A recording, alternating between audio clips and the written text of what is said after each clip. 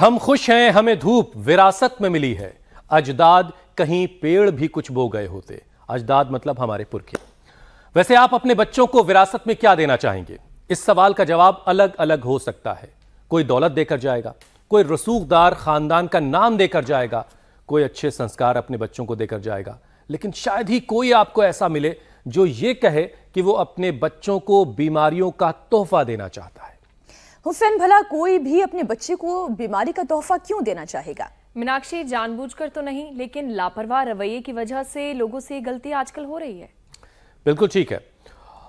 लोगों को पता ही नहीं है कि वो अपनी सेहत का ख्याल नहीं रखेंगे तो इसका खामियाजा उनके बच्चों को, उनकी पीढ़ियों को भुगतना पड़ेगा। जैसे सबसे कॉमन प्रॉब्लम मोटापे को ही ले लीजिए।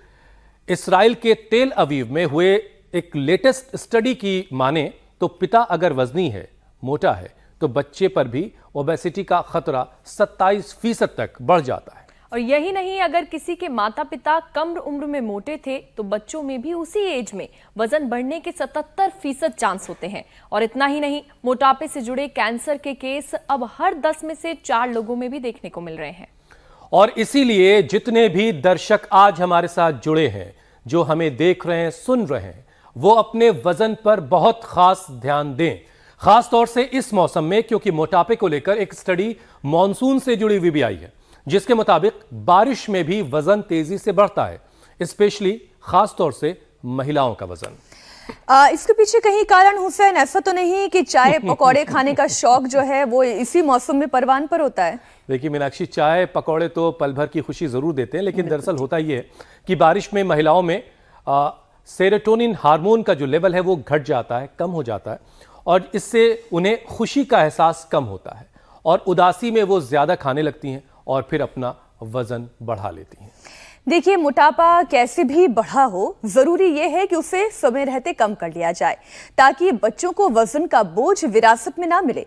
मोटापा यूं ही नहीं आता, अनुवांशिकता यानी कि जेनेटिकली इसमें भूमिका बड़ी अहम है। माँ की सेहत पर बेटी की सेहत का भी छाया वो दिखाई देती है। बेटी क्या, बेटे की भी सेहत जो है उसी पर डिपेंड करती है कि माँ ने अपनी पूरी प्रेगनेंसी के दौरान क्या खाया, कैसे उन्होंने अपनी लाइफस्टाइल जी है। और मोटापा कम कैसे किया जा सकता है, ये तो योग गुरु स्वामी रामदेव हमें बताते हैं, सिखाते हैं। आप हमारे साथ जुड़ चुके हैं, बहुत बहुत स्वागत स्वामी जी आपका। प्रणाम। प्रणाम स्वामी जी। स्वामी जी प्रणाम। बहुत बहुत प्रणाम। मेरी बहन मीनाक्षी जी, पूजा जी, भाई हुसैन जी, और जो सूर्य नमस्कार रोज करेंगे, हमारे साथ रोज योग करेंगे,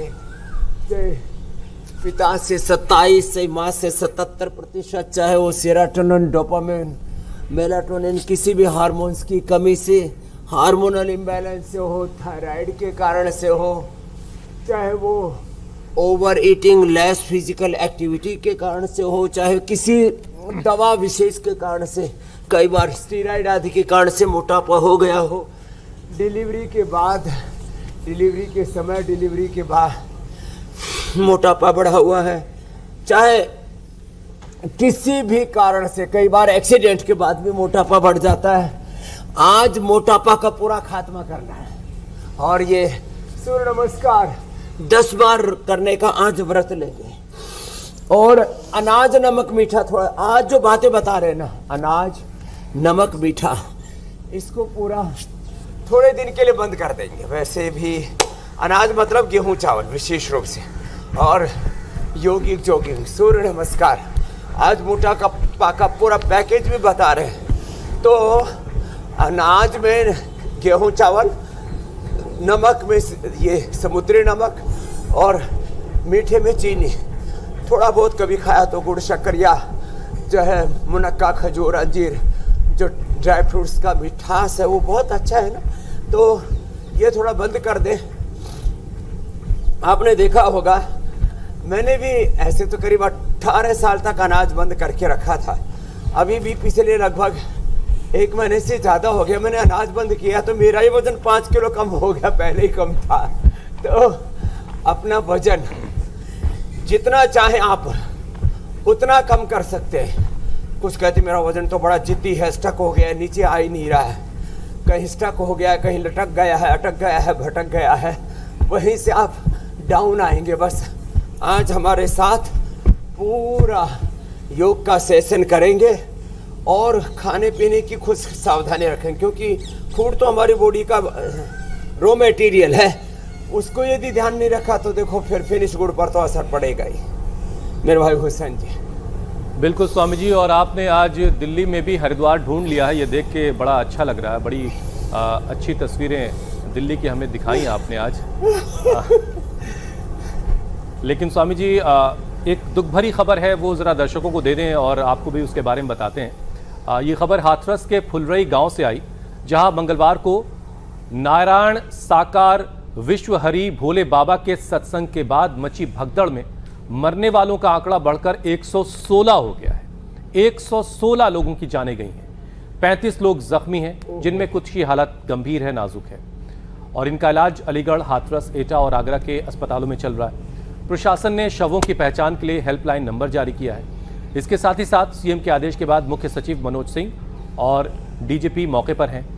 यूपी के 3 मंत्री भी इस वक्त हाथरस में कैंप किए हुए हैं। सरकार ने पीड़ितों की मदद के लिए पूरा इंतजाम किया है। साथ ही सीएम योगी आज खुद जो है वो भी हाथरस पहुंचेंगे और उन्होंने कड़ी कार्रवाई का आदेश भी दे दिया है। पुलिस ने हाथरस के हादसे के मामले में 22 लोगों के खिलाफ अब तक केस दर्ज किया है। वहीं सीएम ने आगरा के एडीजी और अलीगढ़ के कमिश्नर को इस पूरे मामले की जांच के आदेश भी दे दिए हैं। मुआवजे का ऐलान भी हो चुका है। लेकिन बड़ी दर्दनाक और खौफनाक तस्वीर है, जहां सत्संग हुआ वहां सत्संग के ठीक बाद ऐसी भगदड़ हुई कि 116 लोग बेमौत मारे गए, उनकी जिंदगी खत्म हो गई। ये आज सुबह की तस्वीरें हैं, जब फॉरेंसिक टीम मौके पर पहुंची थी, डॉग स्क्वाड की टीमें पहुंची और उन्होंने अपनी जांच शुरू की है। सबूत इकट्ठा किए जा रहे हैं। हर तरफ चप्पलों का अंबार लगा है, लोगों का छूटा हुआ सामान कल के दर्द भरे मंजर की कहानी को बयान कर रहा है।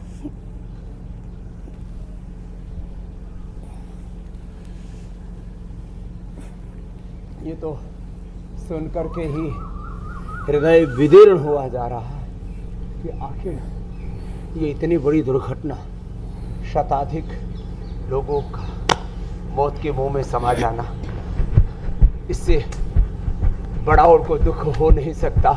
सदा सदा के लिए अपनों को हम खो देते हैं और फिर ये ऐसा दर्द है, ऐसा दुख है, इस प्रकार की एक वेदना है, एक ऐसी क्षति है जिसको कभी हम जिसकी पूर्ति नहीं कर सकते, अपूर्णीय क्षति। और ऐसे वो भी एक सत्संग के बाद। पहली बात तो ये है कि भाई देखो, सत्संग चाहे मैं करूं चाहे कोई भी सन्यासी करे, आज तक हमने भी करोड़ों लोगों के, 10 करोड़ से ज़्यादा लोगों के प्रोग्राम किए, लेकिन भगवत कृपा से भगदड़ नहीं मचने दी कहीं। तो ये जो कार्यक्रम आयोजित करते हैं उनका भी उत्तरदायित्व है, और फिर जो वहाँ पर आने वाले भक्त हैं उनका को भी इस प्रकार से संयम रखना चाहिए कि ऐसी दुर्घटनाएं ना हो, क्योंकि ये सुन करके, देख करके बहुत ही भोर में, सुबह सुबह, वैसे तो मैं तो दिन रात भर कल चल कर के मुंबई से यहाँ पहुँचा, और ऐसे अचानक मैंने इंडिया टीवी खोल करके देखा। जब रात को आया था तब हमारे आदरणीय रजत शर्मा जी इस संदर्भ में कह रहे थे, तो मुझे नहीं पता था इतना बड़ा यह हादसा हो चुका है कि कोई बड़ा हादसा हुआ है। यह बहुत ही दुखद है और हम सबके आत्म शांति के लिए प्रभु से प्रार्थना करते हैं। और उससे भी बड़ी चीज स्वामी जी है कि हादसों से सबक लेने की जरूरत है। दुर्घटना, इस तरह की मौत एक दूसरे के पैरों से कुचल करके, और इसमें भी महिलाएं और बच्चे ज्यादा हैं, हमें सबक लेना चाहिए कि इस तरह के हादसे फिर कभी ना हो। स्वामी जी अब अपने विषय पर आते हैं। आज मोटापे को खत्म करना है। इसराइल में एक स्टडी हुई स्वामी जी, और इस स्टडी से पता चला कि अगर पेरेंट्स, माँ बाप ओवरवेट हैं, वजनी हैं, तो बच्चे में मोटापे के चांसेस 27% तक बढ़ जाते हैं। तो स्वामी जी, मोटापा कैसे माता पिता से बच्चों में ट्रांसफर होता है, और इसके ट्रांसफर होने से इसको कैसे रोका जा सकता है? जो माँ बाप बनना चाह रहे हैं या जो उस दिशा में आगे बढ़ रहे हैं, जरा उनको आगाह कर दीजिए।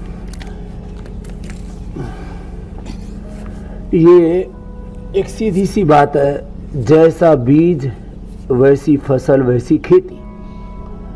हम गाय हो, भैंस हो, भेड़ बकरियां हो, या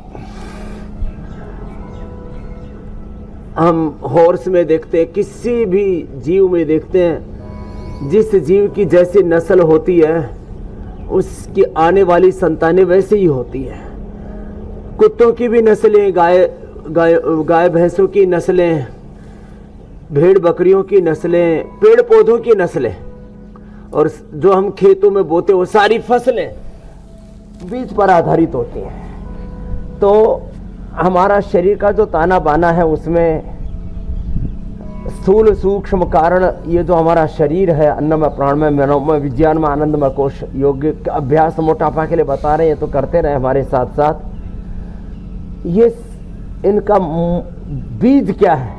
तो रस रक्त मांस मेद अस्थि मज्जा शुक्र रज, तो शुक्र और रज ये बीज हैं। और आयुर्वेद में इसी में ही कोई बीमारी हो उसको बीज दोष कहा जाता है। ये मेद वृद्धि मोटापा भी ये बीज दोष है, ये उच्च रक्तचाप, ये थायराइड की बीमारी, ये बीपी की बीमारी, ये लीवर किडनी की समस्याएं।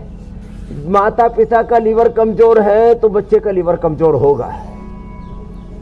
माता पिता को चर्म रोग है, सोराइसिस है और सफेद दाग है तो बच्चों को 99% होने की संभावना रहती है। यहाँ तक कि फिजिकल के साथ मेंटल भी, जिनको बहुत डिप्रेशन रहता है। तो ये जो शरीर का जो सबसे परिष्कृत जो धातु होता है उसको रज और शुक्र बोलते हैं, और उसमें ये ओबेसिटी का दोष है तो उस आने वाली संतानों को होगा ही होगा। इसलिए अपने शरीर को पहले शुद्ध बनाएं, योगाभ्यास करके अपने जीवन को निर्दोष बनाएं, उसके बाद संतानों को जन्म दें तो इस चीज से बचा जा सकता है। जैसे हादसों के लिए आपने कहा कि आगे से ये हादसे ना हो, इसके लिए हमको सबक लेना होगा। तो आगे से अब औलादें मोटी ना हो, उनको बीपी शुगर ना हो, थायराइड ना हो, उनको अस्थमा आर्थराइटिस ना हो, स्किन डिजीज ना हो, यहाँ तक कि जेनेटिकली कैंसर ना हो। तो हम अपने शरीर को शुद्ध बनाएं, अपने इंद्रियों को, अपने चित्त को, अपने आत्मा को शुद्ध बनाएं, और इसके लिए शुद्धिकरण का और अपने अस्तित्व, अपने व्यक्तित्व के सशक्तिकरण का सबसे बड़ा उपाय है योग। तो योग के वो आसन जो मोटापा कम करते हैं, खड़े होकर के, उल्टे लेट करके, सीधे लेट करके, हमने बता दिया, बैठ करके बता रहे हैं। तो स्वामी जी, माँ बाप भी पहले पतले होंगे, और मैं तो कहता हूँ कम से कम 9 महीने की तपस्या करने के बाद ही बच्चों को जन्म देना चाहिए। जैसे मीनाक्षी जी ने पूरी तपस्या करके बिटिया को जन्म दिया, अब वो रोगी हो ही नहीं सकती। ऐसे माता पिता योगी हों तो फिर आगे संतानें भी योगी होंगी, और ये रोगों का जो कुचक्र है ना, ये पूरा ये जो चल रहा है कि बस एक से दूसरी पीढ़ियों में विरासत में हम रोग दे रहे हैं, ये चक्रव्यूह वहीं कट जाएगा, उसको वहीं उसको अवरुद्ध करना है, और उसके लिए योग तो करना ही होगा। जी मेरी बहन। स्वामी जी देखिए, हर किसी के लाइफ में चैलेंज अलग अलग किस्मों का होता है। किसी के हाथ मोटे हो जाते हैं, किसी का पेट मोटा हो जाता है, किसी के पाँव मोटे हो जाते हैं, और कोई इन टोटलिटी बिल्कुल ऐसा लगता है कि गेंद हो गया, बड़ी सी गेंद आ रही हो, और कुछ कुछ अदरक की तरह कहीं से भी फैल जाते हैं। तो स्वामी जी, शरीर के अलग अलग पार्ट्स का फैट कैसे घटाया जाए, इस पर भी हम बात करेंगे, लेकिन उससे पहले एक और बड़ी स्टडी का जिक्र जो ये कहती है कि मॉनसून में महिलाओं का वजन बढ़ जाता है, क्योंकि बरसात में सेरोटोनिन लेवल कम होने लगता है और फिर उनमें उदासी आने लगती है। मूड ठीक करने के लिए वो ज्यादा खाने लगती हैं। तो ये तो थोड़ा एक समझाएं कि ये सेरोटोनिन लेवल कम होने का मतलब क्या है, और बरसात में महिलाएं इतना क्या खा लेती हैं कि वजन बढ़ा लेती हैं, इसे कंट्रोल कैसे किया जाए? हालांकि मीनाक्षी, आमतौर पर लग रहा है कि बारिश में सबका मूड बहुत अच्छा होता है। हाँ। नहीं, ये क्या होता है, देखो चंद्र ग्रहण का, सूर्य ग्रहण का, अमावस्या का, पूर्णिमासी का, अलग अलग मौसम का, सुबह दोपहर शाम, जो एक नैसर्गिक रूप से जो हमारे शरीर का जो चक्र है, जीवन चक्र है, काल चक्र है, इसका तो असर पड़ता है। अब उसमें हम बार बार कहते रहते हैं, मोटापा के जो मुख्य कारण हैं जेनेटिक तो हैं, उसमें hormonal imbalance, prolactin, cortisol, ACTH, ये स्ट्रेस हार्मोन्स के साथ साथ ये जो prolactin, cortisol, ACTH, dopamine, serotonin, ये जो हार्मोन्स हैं, कोई भी हार्मोन्स का जो लेवल गड़बड़ होगा, हार्मोनल इम्बैलेंस, और इसका मूल है ये थायराइड का इम्बैलेंस, T3, T4, TSH का, क्योंकि जो मूल थायराइड्स हैं वो जो है बेसिकली हमारे पिट्यूटरी ग्लैंड से सीक्रेट होते हैं 50 से ज़्यादा हार्मोन्स, वो पूरे बॉडी को कंट्रोल करते हैं। अब उसको कंट्रोल करने के लिए एक तो प्राणायाम और एक शीर्षासन या सर्वांगासन, ये भी सबको सीखना बहुत ज़रूरी है। तो किसी भी कारण से कोई भी हार्मोनल इम्बैलेंस है, थायराइड का इम्बैलेंस है, फिर खाने पीने की गड़बड़ियाँ हैं, और जो हमारी जीवनचर्या है, दिनचर्या, देखो महीने में 2-3 बार तो हमको भी कभी कभी 1-1, 2-2 बजे तक मजबूरी में जागना पड़ता है, या जागरण हो जाता है यूँ कहें तो, लेकिन ये 2-3 बार से ज़्यादा नहीं होना चाहिए महीने में।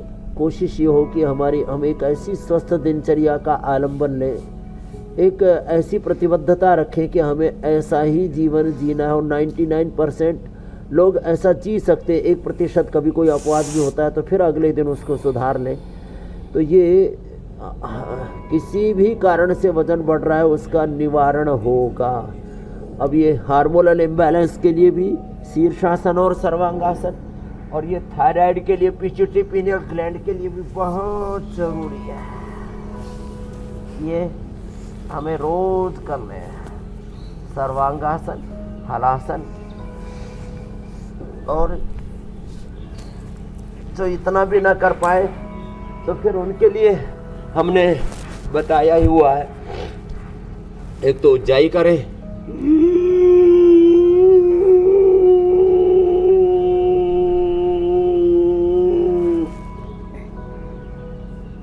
10-15 सेकंड में श्वास को ऐसे भरना, गले को टाइट करके साउंड के साथ होल्ड करना करीब 15-20 सेकंड से आधा मिनट तक, और फिर दाएं को बंद करके बाएं से छोड़ना।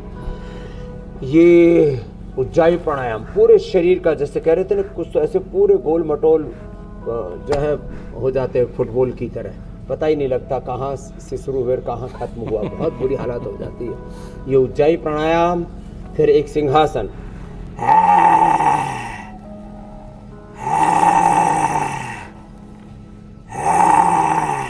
तो ये उज्जाई और ये सिंहासन और कपालभाति करते करते पॉइंट का दबाना, ये ऐसे उपाय हैं। ये अश्वगंधा के 5-5, 10-10 पत्ते खाना, सुबह उठ करके गोधन अर्क पी लेना, खाली पेट वेट गो, और खाने के बाद मेदोहर, ये 2-2, 4-4 गोली अपने वेट के हिसाब से, 70-80 किलो वेट है तो 2-2, और कोई तो 80 से पार, कुछ तो सोच के भी पार चले जाते हैं तो 4-4 गोली भी हम खिला देते हैं वेट गो मेदोहर की।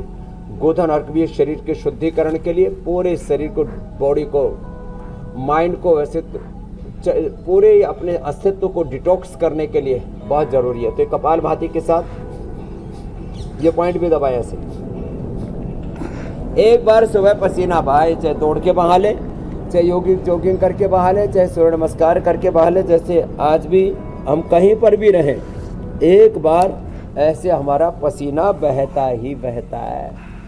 तो और जो रोजाना सुबह इस तरह से पसीना बहा लेगा, बहाना नहीं बनाना है, 7:56 पर इंडिया टीवी लगाना है, वो चमकता रहेगा, दमकता रहेगा, सेहत की रोशनी उसके चेहरे से जो झलकती रहेगी। स्वामी जी, मोटापे में सबसे ज्यादा परेशान करती है बेली फैट, जो टायर की तरह से पेट पर एक लेयर आ जाती है, और कमर का जो घेरा वो इतना बड़ा हो जाता है कि उस साइज की पैंट मिलना मुश्किल हो जाती है। तो स्वामी जी, बेली फैट जो है आसानी से घटता नहीं है, इसे कैसे कम किया जाए? इतना बढ़ा हुआ क्षेत्रफल, उसे तो कम करना जरूरी है। बेली फैट के लिए एक तो कपालभाति तो करवाते ही है, और फिर मोटे आदमी को जो है बीपी, शुगर, हार्ट की प्रॉब्लम, कैंसर, डिप्रेशन, लो इम्यूनिटी, और उसकी आयु भी घट जाती है। एक तो एक कपालभाति, दूसरा देखो ये, अब एक अभ्यास को ऐसे 100 बार तक करना पड़ेगा।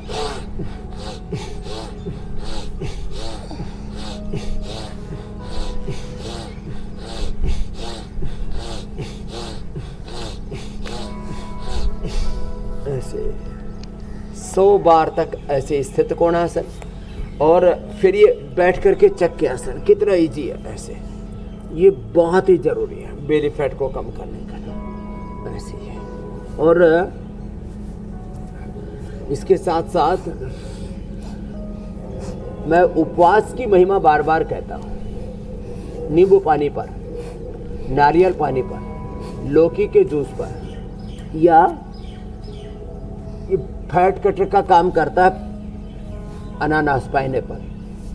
और थोड़ी मात्रा में तो सभी खा सकते हैं, 50 से 100 ग्राम को। और जिनको शुगर आदि भी है कोई दिक्कत नहीं है, जूस नहीं पीना, पूरा उसका जो है अनानास पूरा का पूरा ही खाना फाइबर के साथ। और फिर एक एक खड़े होकर के ऐसे 25, 50, 100 बार ऐसे, ये भी बेली फैट को कम करने के लिए बहुत ज़रूरी है। ऐसे बस टाइमिंग यह है कि एक एक अभ्यास को ऐसे टाइमिंग की दृष्टि से कहें तो 2 से 5 मिनट समय, और संख्या की दृष्टि से कहें तो 100 बार तक ऐसे एक एक अभ्यास को करना। तो पता ही नहीं लगेगा कहाँ चली गई ये पूरी बेली, खत्म हो जाएगी। फिर ये आगे पीछे झुकना होले होले ऐसे, ये भी बड़ा ज़बरदस्त है। बेली फैट को कम करने के लिए थोड़ी मेहनत तो करनी पड़ेगी एक दम के साथ, और इसमें भी सांस भरना, सांस छोड़ना, भस्त्रिका कपालभाति साथ साथ चलते रहेंगे। बहुत जल्दी ये बेली फैट कम हो जाएगा। और पेट जब जो अभी ऐसे पूरा हाथों में नहीं आ रहा है, बड़ा सा हो गया, वो ऐसे इतना घट जाएगा। देखो स्वामी जी, एक उपाय मेरे पास भी है वजन कम करने का, वजन को कंट्रोल लोगों से रखवाने का। बस ये उपाय मेरे नाम पर आप दर्ज करवा दीजिएगा स्वामी जी। देखिए, अगर टिकटों की बुकिंग में Swami ji fitness reward, fitness का इनाम, और वजन अगर किसी का बढ़ा है तो उसके बीएमआई के मुताबिक उससे एक्स्ट्रा वजन के पैसे लिए जाएं, तो लोग अपने वजन को कंट्रोल करने की कोशिश अभी से ज्यादा करेंगे। जो फिट हैं उन्हें डिस्काउंट दिया जाए, और जो मोटे हैं उनसे एक्स्ट्रा पर केजी वेट का अलग से चार्ज लिया जाए। कई बार तो सोच रहा होता हूँ स्वामी जी की हवाई जहाज में वजनी आदमी अगर एक तरफ बैठता होगा तो लगेज का लिया जाता है लेकिन फिटनेस अवार्ड भी है स्वामी जी। एक्स्ट्रा लगेज का भी पैसा लेते ही है ना तो एक 70 किलो का वेट फिक्स कर दिया जाए बीएमआई के मुताबिक, का 60 किलो का उसके एक्स्ट्रा जो, ठीक आपने ये बड़ा जोरदार सुझाव दिया। ठीक है स्वामी जी, आगे बढ़ते हैं, इसको आगे बढ़ाइएगा आप। कुछ लोग स्वामी जी अपने डबल चिन को लेकर बड़े परेशान रहते हैं। वो लोग जो अपने लुक्स पर बहुत काम करते हैं, वो डबल चिन को लेकर बहुत टेंशन में आ जाते हैं अगर उनकी डबल चिन दिख रही है। मतलब शरीर का शेप बिगड़ने से ज्यादा उन्हें अपनी डबल चिन की फिक्र होती है। तो अगर किसी की डबल चिन हो गई है तो वो कैसे उसको खत्म करे, और कभी डबल चिन होना हो उसके लिए भी बता दीजिएगा। ये डबल चिन की चिंता, इसके लिए आगे पीछे 10-10 बार ऐसे, दाएं बाएं 10-10 बार ऐसे, यहाँ से शुरू करें, फिर 25-50 बार तक ऐसे यूँ करना, फिर यूँ घुमा लेना 25-50 बार, क्लॉकवाइज एंटी क्लॉकवाइज। देखो ये कितना इजी है। ये तो आगे पीछे दाएं बाएं फिर गोल गोल ऐसे करना। फिर एक बहुत अच्छा उपाय है इसके लिए, उष्ट्रासन। ये बड़ा जबरदस्त है। एक स्थिति में ऐसे करीब 1-2 मिनट तक ऐसे ठहरना।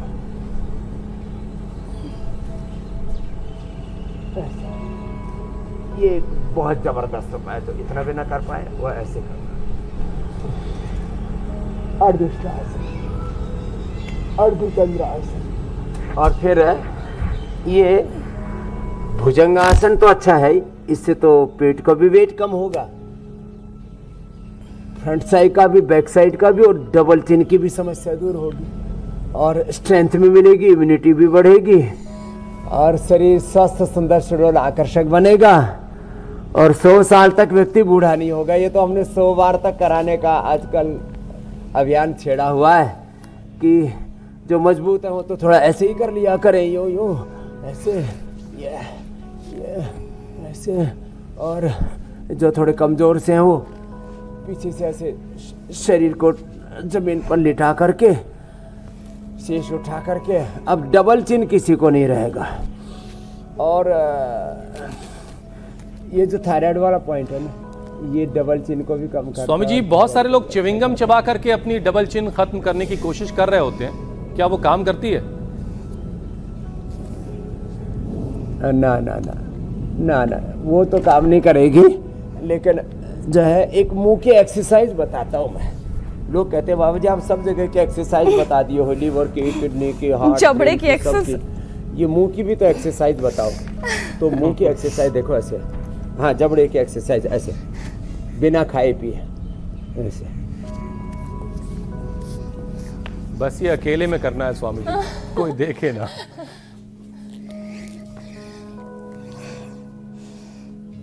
तो इंडिया टीवी पर और रजत शर्मा जी पर, ऋतु पर, अनिता, पंकज और हुसैन मीनाक्षी पर केस करो कि हमारी जीभ काट दी।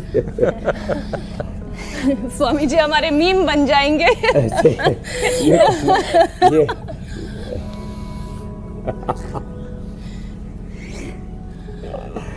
ये बड़ा जबरदार है। ये एक्सरसाइज बड़ी अच्छी है मुंह की। आँख की भी एक्सरसाइज, जैसे क्लॉकवाइज एंटी क्लॉकवाइज जैसे घुमाना। ये भरतनाट्यम आदि में तो वैसे ही हो जाता है, बाकी अपना बैठे बैठे कभी कभी घुमा लिया करें। आँखों की एक्सरसाइज और मुंह की एक्सरसाइज करने का मुंह का कमी मिलता है। वो जो दबा दबा के कई किलो राशन पेलते हैं ना, वो मुंह की एक्सरसाइज नहीं होती। उसमें तो लोग ऐसे ही गट जो है, जैसे कुछ गटर में या कूड़ेदान में डाल रहे हो, ऐसे डालते रहते हैं।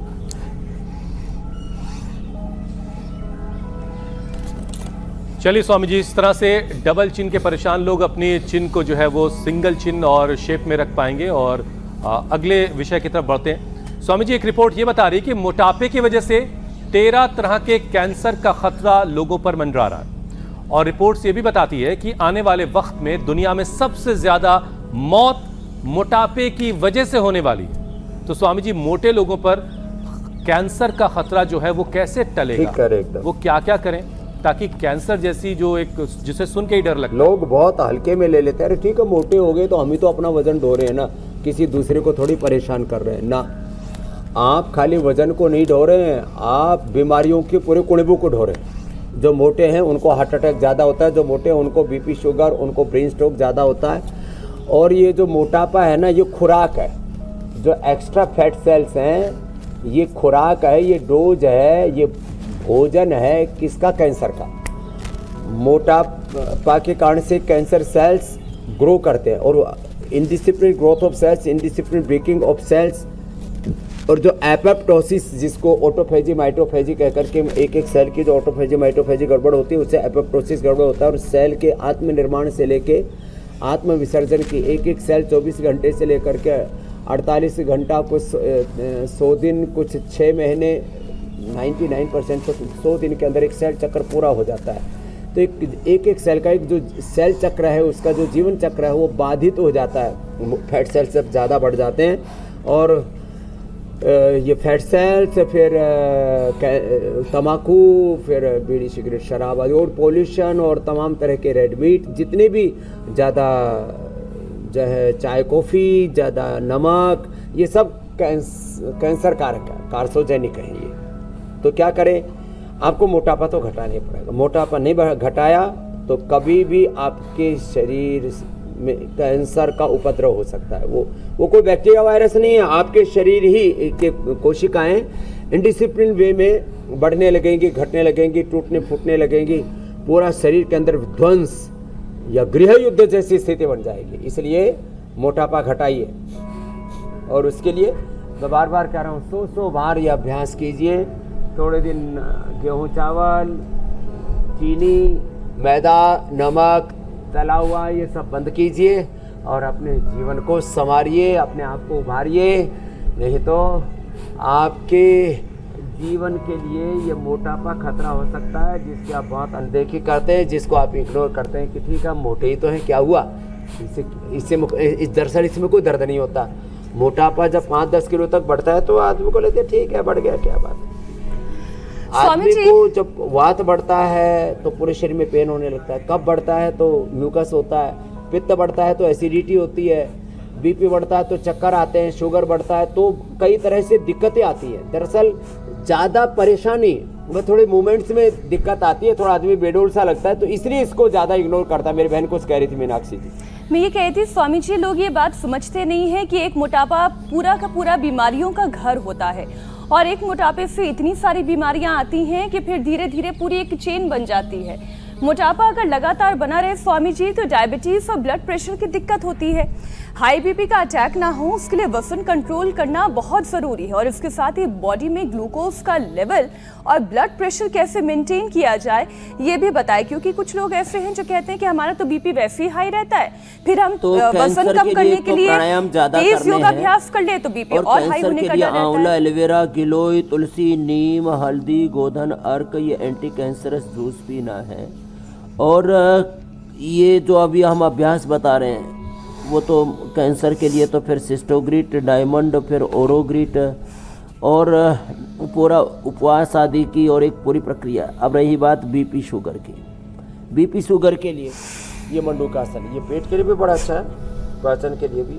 नाभि के दोनों ओर ऐसे मुट्ठियाँ लगा करके अंगुली ऊपर, अंगूठा अंदर, ऐसे हथेली पर हथेली, हथेली नाभि के ऊपर, बाएं हाथ नीचे, दाएं ऊपर। ये मंडूकासन हम ऐसे अभ्यास बता रहे हैं 5 जो आपको पूरी तरह से निजात दिलाएंगे बीपी से, शुगर से, पाचन तंत्र की सभी समस्याओं से।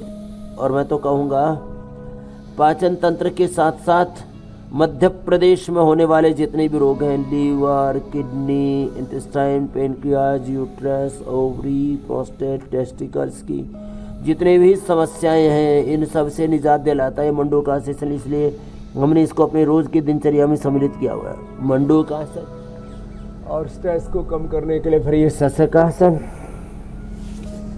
घुटने पास में रख करके और एक घुटने पंच ऐसे खोल दिए, ऐसे ये 2 तरह का। फिर देखो ये और एक ये है, क्योंकि सब पद्मासन में तो बैठ नहीं पाते थोड़े मोटे लोग, तो ये वक्रासन तो सभी कर सकते हैं।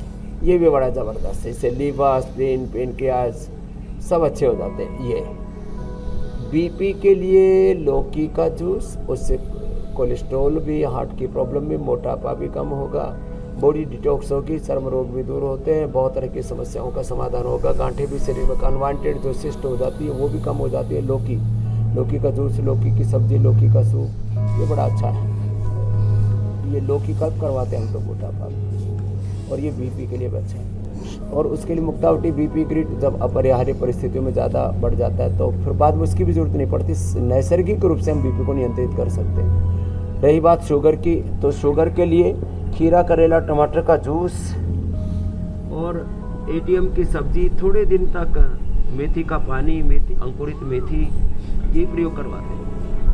डायबिटीज से हम नॉन डायबिटिक कर देते हैं 1-2 सप्ताह से लेकर के 1-2 माह में, और उसमें भी टाइप 1, टाइप 2, टाइप 3 और डायबिटीज के सारे कॉम्प्लिकेशंस को। 2 अभ्यास तो ये मंडूकासन और वक्रासन। और देखो बिल्कुल सिंपल सरल अभ्यास है, पवन मुक्तासन, उत्तान पादासन, ये बड़े जबरदस्त है। एक तो ये ऐसे जब कपालभाति के साथ करते हैं, एक दूसरे उत्तान पादासन। और यदि किसी की बॉडी फ्लेक्सिबल है तो हलासन में तो जैसे हल चलाने से पूरे खेत की जुताई होती है, तो ये पेट की जुताई का काम है। ये पेट की आज की जुताई हो जाती है ऐसे, और पूरा शरीर इतना हल्का फुल्का हो जाता है। तो शुगर और शुगर की कॉम्प्लिकेशन से पूर्ण मुक्ति और रिलैक्स होने के लिए फिर सेतुबंध या मरकटासन, ये तो ऐसे रोज की दिनचर्या में ऐसे ही हमने सम्मिलित करवा रखा। भुजंगासन और मरकटासन तो डेली ही लोगों से करवा ही देते हैं, तो बीपी शुगर का भी खात्मा होगा। और मोटापा तो हर दिन 1-1 किलो हम कम कर देते हैं। जो थोड़े सजग जागरूक है, मेहनत करते हैं तो 2-2 किलो तक डेली कम कर देते हैं। एक महीने में 20, 25, 30 किलो वेट अब हमने लाइव कम करके और सारे एग्जाम्पल्स हमने इंडिया टीवी पर दिखा रखे हैं। बिल्कुल बिल्कुल स्वामी जी, ज्यादा प्रत्यक्ष प्रमाण और क्या दे सकते हैं मेरी बहन मीनाक्षी जी, मेरे भाई हुसैन। बिल्कुल स्वामी जी, लेकिन जिन्होंने आज से अपने वजन को घटाने की शुरुआत की है उन्हें अभी 15-20 दिन, महीना लगेगा और तब तक स्वामी जी उनका सारे वजन का जो बोझ है, उनके सारे शरीर का जो वजन है वो पैरों पर है, उनके जोड़ों पर है और घुटने स्वामी जी उनके जवाब दे रहे हैं। तो स्वामी जी जब तक वजन कम होगा तब तक घुटने जो है वो बिल्कुल ही से ना ढोना पड़ता है। अब ये भगवान ने घुटने बना रखे हैं 60-70 किलो वजन ढोने के लिए।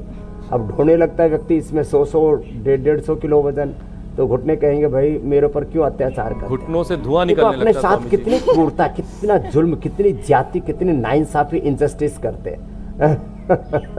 तो बताओ, जो घुटने भगवान ने 60-70 किलो वजन ढोने के लिए दिए थे, उनसे 100 किलो, 150 किलो, और आपने तो मेरे पास कुछ देखे होंगे 2-2 क्विंटल के हैं मेरे भाई। ऐसे क्या है? एक तो ये अभ्यास करें, एक उल्टे लेट के मकरासन करें, और जिनके थाएं बटक सिप्स बहुत भारी भारी, ये तो पूछे ही नहीं आपने, ये जो ज़्यादा मोटे मोटे हो गए ना वो ऐसे करें। और ये आपने ठीक कहा कि मोटे लोग वैसे तो दिखते हैं कि खाते पीते हैं, तगड़े हैं, लेकिन वो सच में कुपोषण के शिकार होते हैं, इसलिए जोड़ों में दर्द होता है। तो विटामिन डी की डेफिशिएंसी के लिए एक तो धूप में बैठे, नहीं तो न्यूट्रीला विटामिन डी लें। विटामिन डी, B12 आदि की डेफिशिएंसी को दूर करने के लिए थोड़ा अंकुरित लें, और ये अभ्यास है इनको थोड़ा ज़्यादा किया करें। तो और ये जिनको भी दर्दें हैं वे एलोवेरा गिलोय, और ये वेट भी कम करेंगे, एलोवेरा गिलोय पारिजात निर्गुंडी सहजना, इसका जूस पिए। और इस जूस को 3 बार पीना। ATM की सब्जी, मेथी का पानी, अंकुरित मेथी लेना, बाकी कुछ भी नहीं खाना, बस यही करना है। ज़्यादा से ज़्यादा नींबू पानी, नारियल पानी, और वो भी एक ही चीज़ लें दिन में, कभी एक बार नारियल पानी, एक बार नींबू पानी, एक बार अनानास, एक बार ये लौकी का जूस। कम से कम 3 दिन का एक सीक्वेंस बनाए। 3 दिन नींबू पानी, 3 दिन नारियल पानी, 3 दिन लौकी का जूस, 3 दिन जो है कोई और वेजिटेबल जूस भी लेना हो तो ले सकते हैं, और मौसमी नारंगी आदि का और अनानास का, ऐसे। तो ये घुटनों के लिए बता दिया, और थाई बटक सिप्स पर जो वजन बढ़ जाता है उसके लिए भी बता दिया, और किसी किसी के हाथों पर वजन बढ़ जाता है, वो ये 2 अभ्यास किया करें, ऐसे ऐसे होले होले शुरू करें, और फिर जो है ऐसे ऐसे करके। एक दिन मैंने देखा पुतिन बहुत जोर से घुमा रहा था, ऐसे करके, अरे राम राम राम। तो ये जो है अलग अलग बॉक्सिंग आदि करते हैं ना, उनको भी प्रैक्टिस कराते हैं ऐसे ऐसे तो ये हाथ को ऐसे ऐसे। स्वामी जी शोल्डर मोबिलिटी का भी पता चल जाएगा। पहलवानों जैसे बारिश के मौसम में कपड़े सूखते नहीं हो तो हाथों पे 2 कपड़े टांग के उसे जोर से फैन घुमा ले, हो सकता है कपड़े भी सूख जाए। स्वामी जी, बॉडी का फैट हार्मोन्स को भी नुकसान पहुंचाता है, कपड़े भी सूख जाएंगे और बदन भी सूख जाएगा। स्वामी जी, हार्मोनल इम्बैलेंस की भी बात कर लेते हैं। स्वामी जी, इस इम्बैलेंस की वजह से बहुत सारी बीमारियां शरीर में आ सकती हैं, और महिलाओं में तो ख़ास तौर पर हार्मोनल इम्बैलेंस की वजह से PCOD, PCOS जैसी समस्याएं भी आती है। तो हार्मोनल इम्बैलेंस कैसे बनाए रखा जा सकता है? इसके लिए कौन कौन से योगाभ्यास करने चाहिए? हार्मोनल इम्बैलेंस को दूर करने के लिए शीर्षासन तो करना जो है ये हमारा सुरेश की तरह, और सर्वांगासन करना अनीता। हाँ, शीर्षासन और सर्वांगासन। और PCOD के लिए ये बहुत ज़बरदस्त है कपालभाति। तो हार्मोनल इम्बैलेंस शीर्षासन से दूर होगा, सर्वांगासन से दूर होगा, और कपालभाति से PCOD की प्रॉब्लम। खाली पेट सिस्टोग्रिट खाने के बाद काचनार वृद्धि बाधिका और गोधन अर्क तो जबरदस्त है। ये तो सभी प्रकार के गांठों के लिए, मोटापा के लिए, कॉन्स्टिपेशन के लिए, कैंसर के लिए, पूरे शरीर में जितने भी विजातीय तत्व बढ़ जाते हैं, पूरा शरीर में उपद्रव हो जाता है, उसके लिए बताओ कितने छोटे छोटे उपाय हैं। और PCOD होने से तो फिर माताओं बहनों को हार्मोनल इम्बैलेंस, पीरियड की दिक्कत, फिर इनफर्टिलिटी और चेहरे पर दाढ़ी मूंछ तक आ जाते हैं। इन सब समस्याओं से बचा जा सकता है, बस वक्त रहते हुए योग अपना लें। 7:56 पर इंडिया टीवी के सामने बैठ जाएं, एक अभियान शुरू होना चाहिए पूरे देश में, स्वस्थ भारत, निरोगी भारत, सुखी भारत।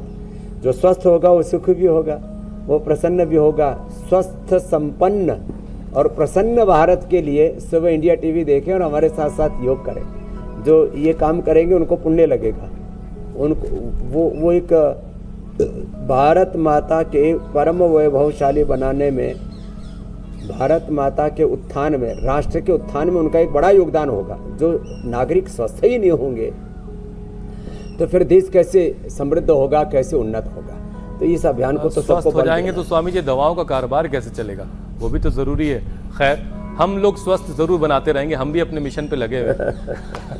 स्वामी जी अब कार्यक्रम के अगले पड़ाव की तरफ बढ़ते हैं। आप योग और प्राणायाम के अभ्यास के बाद रोजाना हम एक वायरल दावे की सच्चाई लोगों को बताते हैं। तो आज जो हमने सवाल उठाया है वो ये है कि जले हुए घाव पर मक्खन लगाना फायदेमंद होता है, इससे जलन में राहत मिलती है। ये दावा किया जा रहा है कि अगर कहीं जल गया तो उस पर मक्खन लगाइए, उससे फायदा होगा। अब आप बताइए स्वामी जी, ये दावा कितना सही है या गलत है?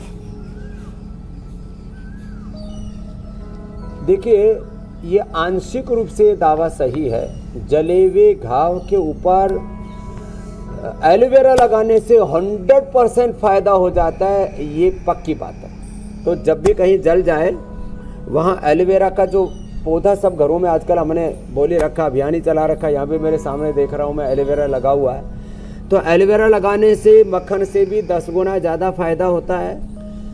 और जहाँ पर भी जल जाए, कुछ भी हो जाए, वहाँ पर हनी लगाने से फ़ायदा होता है। जलने पर एक गलत फहमी थी, एक गलत पहली बात, और वो भी मेडिकल साइंस की ओर से प्रचारित कर रहे थे कि पानी नहीं लगाना चाहिए। अब तो कहते हैं जलते ही तुरंत पानी में हाथ डाल देना चाहिए। तो ये बात एकदम सही है कि जलते ही तुरंत पानी में हाथ डाल दें, उसके बाद एलोवेरा लगा लें। और घाव को सबसे ज़्यादा भरता है हनी, और उसके बाद तो बहुत सारी चीज़ें हैं। हल्दी, मक्खन नुकसान तो नहीं करता स्वामी जी? मक्खन के अंदर हल्दी डाल करके और उसका फोया लगा करके फिर लगा देंगे तो जल्दी घाव भर जाएगा हल्दी के साथ। जी चलिए, कुल मिलाकर के ये जो दावा किया जा रहा था कि मक्खन लगाने से जलन कम होती है, वो दावा गलत है। एलोवेरा का इस्तेमाल करें, सबसे पहले तो पानी का इस्तेमाल करें।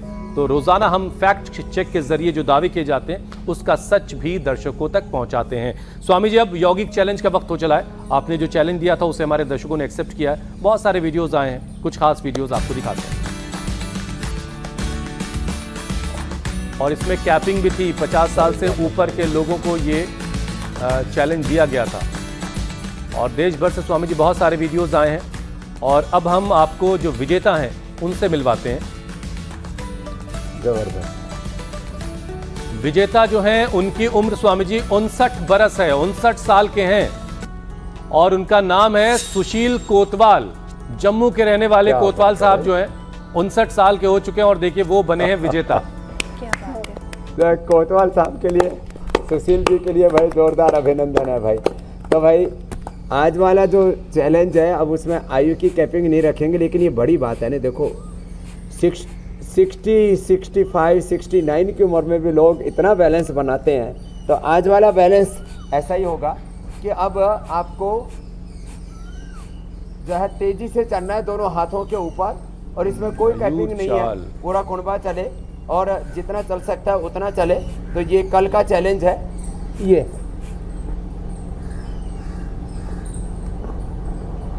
और अगर आपको ये चैलेंज एक्सेप्ट है तो हमारे नंबर आपकी स्क्रीन पर आ चुके हैं। ये इस तरीके का अभ्यास करके वीडियो बनाएं और हम तक पहुंचाएं। जो विजेता बनेगा उसे स्वामी जी की तरफ से इनाम मिलेगा। स्वामी जी, अब आपसे इजाजत लेने का वक्त है। बहुत बहुत प्रणाम। प्रणाम स्वामी जी। बहुत बहुत शुक्रिया स्वामी जी।